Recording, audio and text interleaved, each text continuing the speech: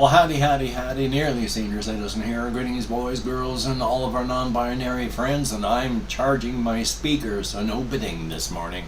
My fan is on in the window. It is warm outside, and it was warm last night trying to sleep with 3 fans blowing air on me. Thumbs up for that. Hopefully you slept. It's going to be a bright and sunny day here. And of course, front-loading videos. Hey, if you could toss me a like, that'd be awesome. If you could subscribe to the channel, that'd be very cool. If you could leave me a comment, that'd be double plus good. And even though I can't put my entire list of Patreon patrons up here like I would like to do because I'm editing on the PlayStation 4 using the Share Factory video editor, I do want to thank all of these people on my Patreon list. I put 4 up each and every day. Thank you, each and every one of you, for helping to keep me and my aging pet metabolizing. I appreciate that. I know my pet appreciates that. Thank you so much. If you would like to become a Patreon patron and help keep me and my aging pet metabolizing, I have links for the Patreon in the video description, along with a PayPal for possible donations and an Amazon wishlist link that, my God, I need to break through my executive dysfunction and update. Front-loading the videos over, yay! Oh, first off, I'm going to start with my leg and my insomnia, because those are tied together. First off, yesterday when I went to bed, my leg looked great. No real swelling. Some little generalized swelling. But you could see the veins popping out on my shins, and I started to have ankle bones. When I woke up this morning, slightest bit of swelling, no red, not swell, yeah, a little bit of generalized swelling, not local. No redness, no heat, but my God, is it tender. Holy smokes, it was super tender yesterday.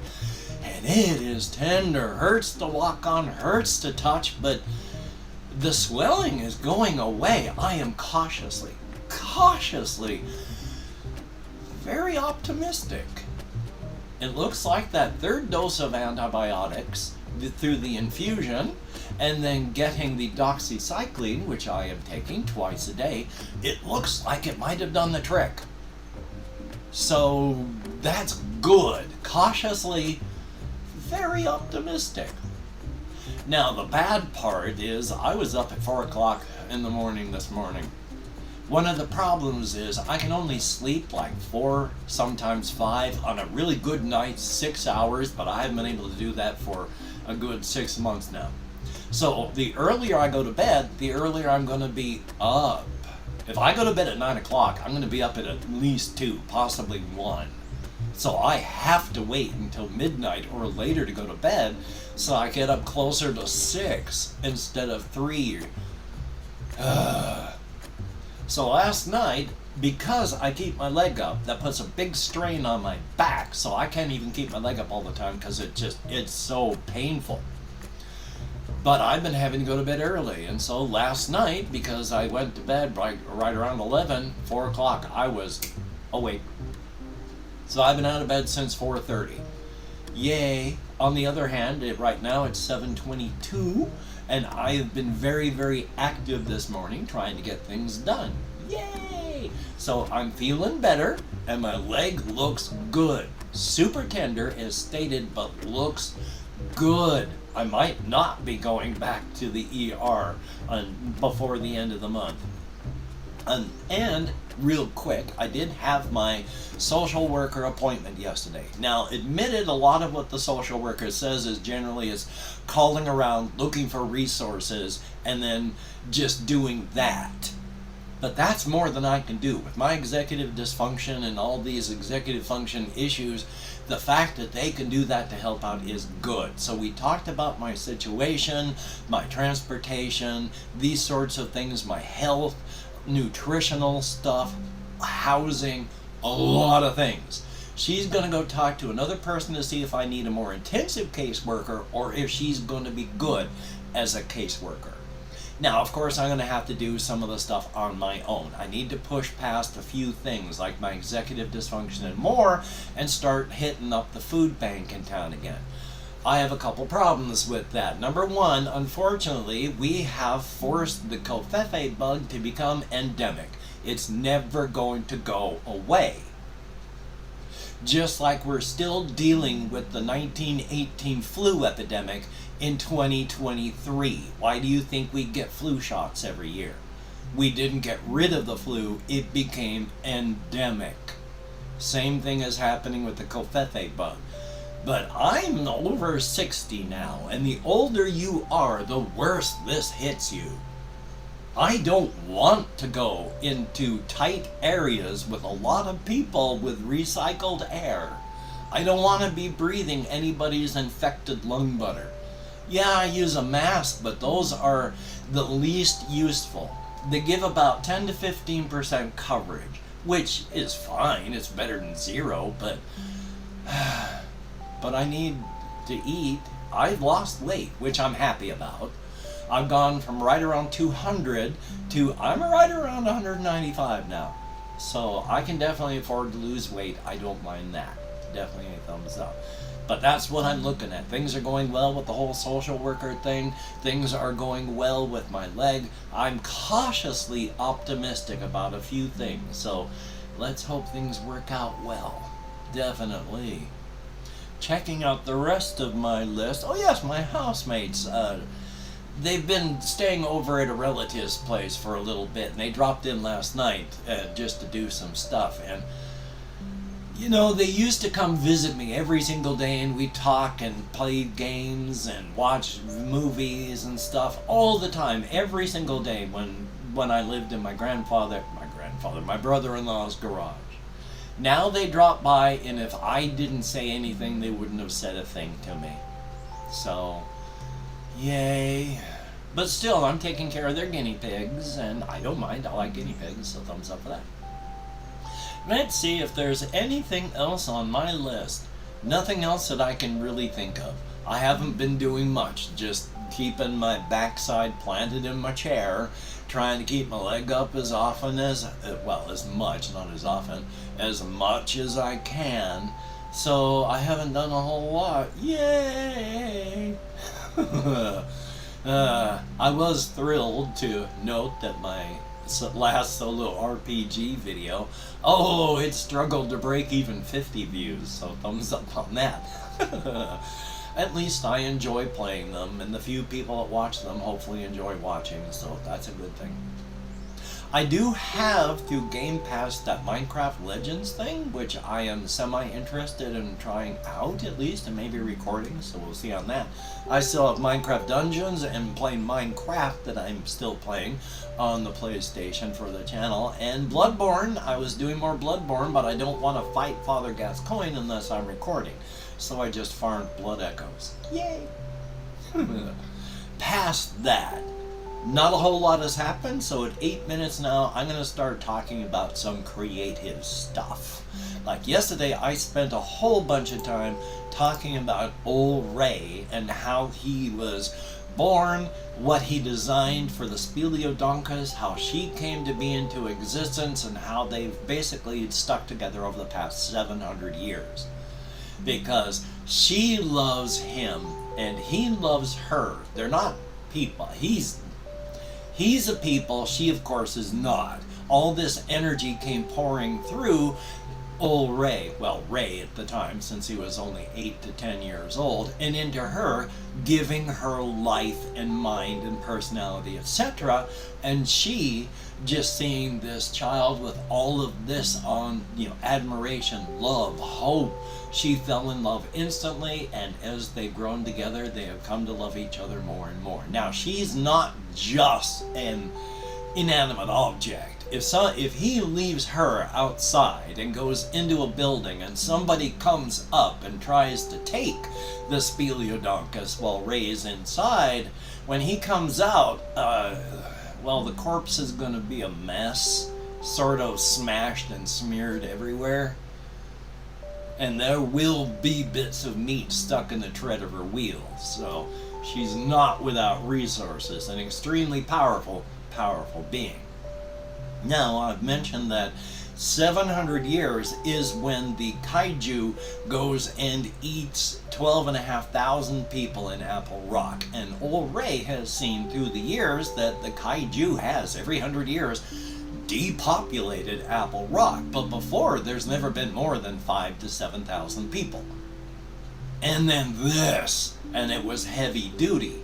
But the community pulls through, and everything is working out okay with everybody. In the next 100 years, though, when Apple Rock grows to 2.5 million people, and then all of them get eaten by the kaiju, that's when old Ray says, okay, I'm done. Because as joyous and wonderful as the Razor's Edge is, I gotta bring my leg down, my back is so stressed.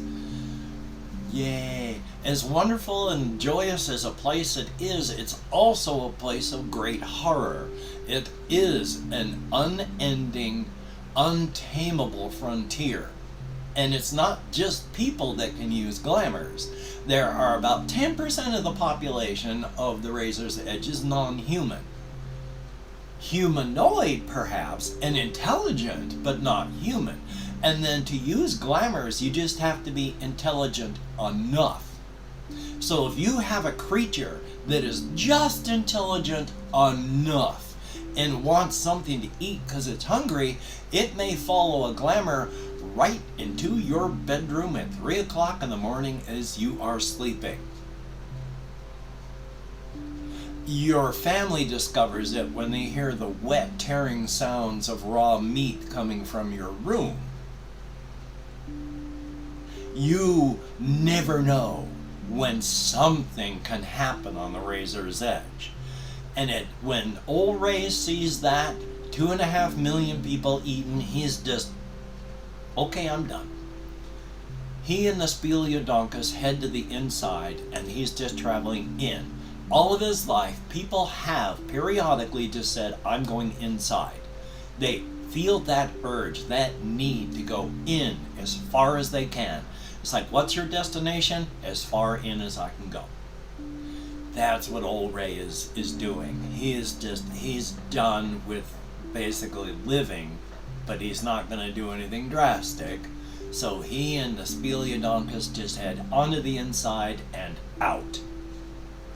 He does for the first couple days, ride the line hard, where they travel tens of thousands of kilometers for each kilometer traveled.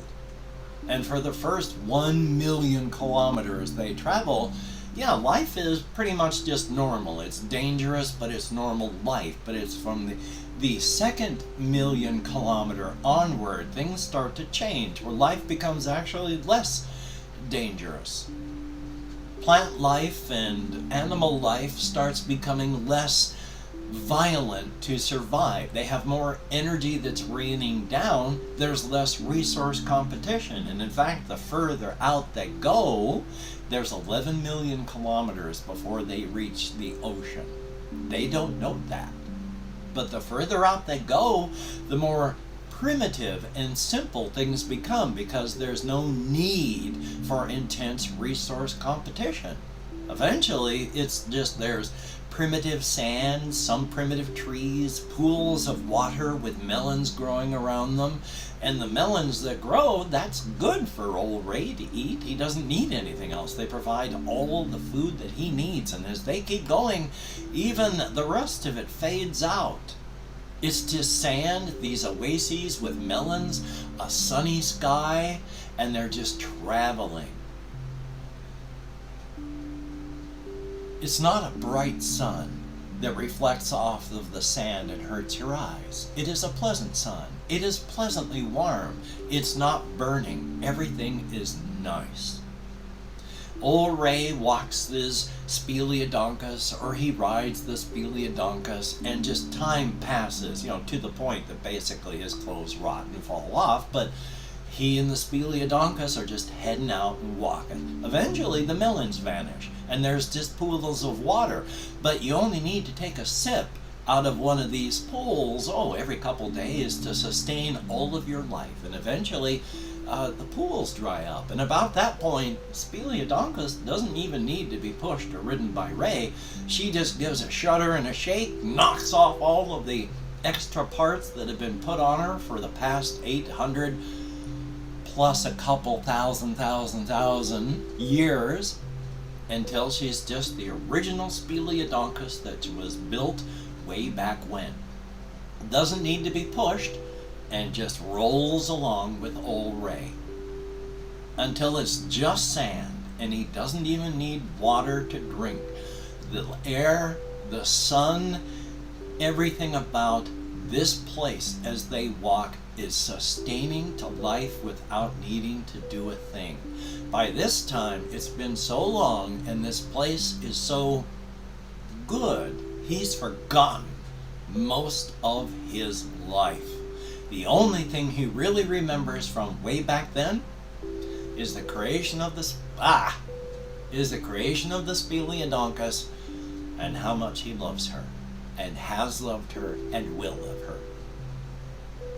Eventually, as they're walking, she can talk, and they spend time talking, and even when they're not, they've been comfortable with silences for thousands upon tens of thousands, hundreds of thousands of years by this point.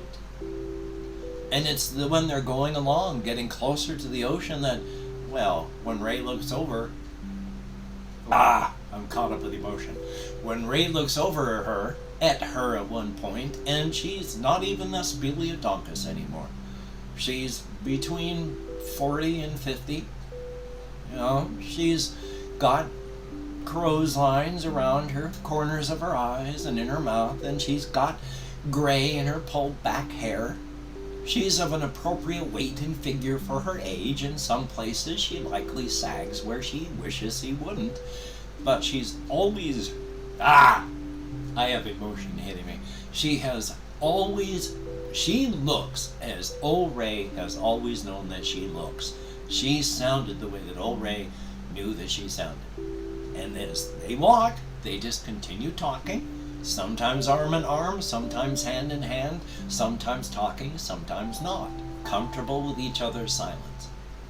And when they reach the ocean, as they finally do, 11 million kilometers later, and who knows how many hundreds of thousands of years spent just walking, they reach the ocean. And old Ray is at first saying, we don't have to walk in there. We could go back. But she's just, well, we could go back. But of course, it'll get bad again. And who knows if we'll ever be able to come back out when it gets too bad for you.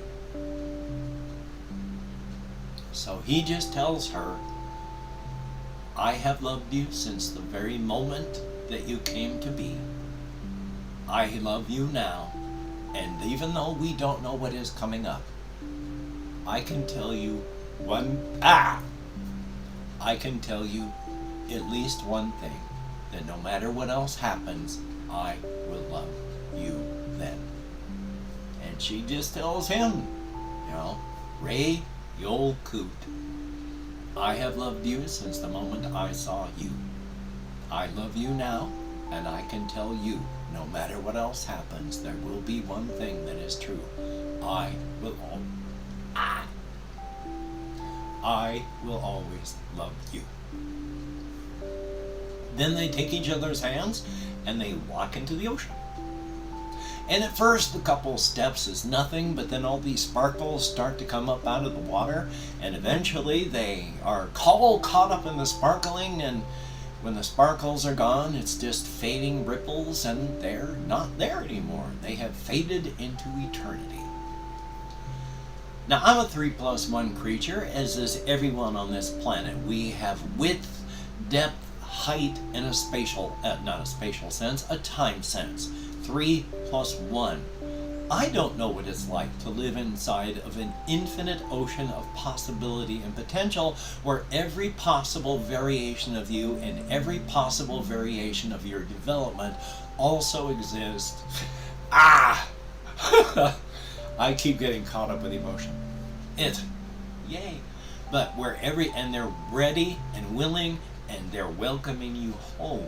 And since I had mentioned that any being made out of the static energy that's from the razor's edge, which is essentially, if you're not a person or an animal, if you're a being of power or a powerful being created by any of the energies of any razor's edge, you don't exist within the infinite ocean. You're a one-time, unique, special being that will never, ever in the history of the multiverse happen again. And that was the Speliodonkus. But by reaching the infinite ocean, the Speliodonkus is now part of it. She will, like all the others, exist within that ocean until, well, the end of time. And I've opened up 24 hours worth of comments on my community tab. I'm going to go through and thank how many people have left me comments in the past 24 hours. If I mispronounce the username, no disrespect is intended, and even though I count American Sign Language, well, I don't even bother counting. It's just a form of stimming. So let me call it my Chrome and then take off my glasses so I can actually see. We have MONIWOLS, thumbs up and thank you. Jesse Koskinen, about to have a summer vacation. Good luck. I hope you enjoy it, definitely. Chris, thumbs up, thank you very, very much. Poo Poo Butt, who wants me to play Dead Island Definitive Edition. I can't play it on the laptop. I've got a version of it for the Xbox, and I've got the external USB drives to be able to record off the Xbox. Now, I finished in Dead Island about a year ago, so maybe I'll play it again for the channel if people would want to watch. I mean, if you don't, let me know. If you do, let me know. It's Relit, thumbs up, thank you. Good to see you. We have JAYY, thumbs up, thank you. And yeah, social work is big help. They're able to, number one, find resources that I don't even know to ask about, and number two, be able to contact these people. That's a good thing. Flora Mute, thumbs up, thank you. Greatly appreciated. And hopefully you enjoy the Ray and Speliodonkus stuff today. And yeah, I don't know where I came up with Speliodonkus, but yeah, it's a good word. We have DARKEKLAW, thumbs up and thank you. Nexor EH, I hope things went well for you and you slept and you're doing well. Definitely a good thing. So it's good to see you. I kind of miss the more contact that we had, but then that's just me. So I mean, thumbs up. Good to see you, definitely. We have Jesse NIN646, thumbs up, thank you. Shinra, greatly appreciated, and I'm glad that you enjoyed this solo RPG stuff. It is fun. We have ANDREI Schultz, greatly appreciated, and talking about how loud my dice tower is. It's a modular thing. I have the base, which has one baffle, and then I can put up to 3 other baffles on it. So when it's fully constructed, it goes whap off one baffle, whap off another one, whap off another, and then whap off another, and then rolls out. So yeah, it gets loud. I've been thinking of not so much. Then we have Drew, DROO, but with a whole bunch of O's added on to that. Thumbs up and thank you. There is Daniel Pop, ba-ding, and Vivian Bliss, thumbs up and thank you. RJ Mitchell, good to see you as well. And then there is DF, who was not very pleasant. So thumbs up and thank most of you. Greatly appreciate you getting me out of my head and into the world, dealing with real people. Definitely a thumbs up. It is appreciated to no end. Definitely. Well, I'm going to try and do what I can do today to try and get done what I need to get done, but I still got to keep my bloody leg up as much as I can without stressing my back out too much. I want to stay cautiously optimistic. I want this leg to get better. Oh my God, after a month and a half, I am so tired of being ill. Still, I hope you can get done what you would like to get done. That is a definite thumbs up on that. Yay! So, just a real quick one. Of course, for my desktop, I had to put back another picture of that snake just swallowing up that young woman to digest her alive. I mean, of course, remember, this is a beautiful and peaceful world where nobody gets hurt and snakes can swallow and digest alive as many young women as they like. And they like to do it a lot. A lot. Not just once or twice a day. Many, many more. But it's a beautiful world where nobody ever gets hurt. Definitely a good thing. And of course, One day, I might come up with a different ending for this. I mean, some people actually find it amusing, and it is amusing. One of the reasons I don't find it as funny is because I've been doing it so much now. You know, its repetition has taken away the amusement factor for me. It's still amusing enough that you'll notice I haven't actually sought out a different way to end these yet. Thumbs up for that. So, you take care, and yeah, thumbs up.